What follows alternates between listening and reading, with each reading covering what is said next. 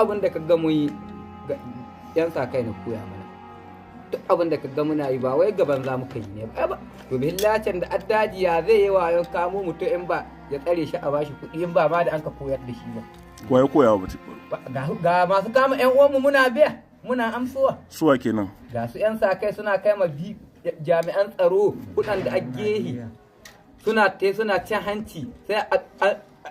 ba ka da laifin komi a kama ka a yanke ma hukuncin ɗauri kaza ba ka da laifin komi kaddan in an ka tambaye ka sai a ce ma karmamin gona a yanke ma hukuncin shekara 10 ko a ce ka bada 500 ai mina ne dole in kana da su ka bada tunda kana tsoro a ɗauri kare da rai ba kai komi ba ni na ina iya baka tabbaci kabban qur'ani nan duk ina iya rincewa duk shi mai shinkafi ya sani duk wani hakimi da shinkafi ya sani uban ƙasa kwakai kuriya ya sani uban ƙasa kwari ya sani mahaifina saboda karmamin gona na rance da Allah ya shekara 7 yana shekara da mutum guda ce karmamin gona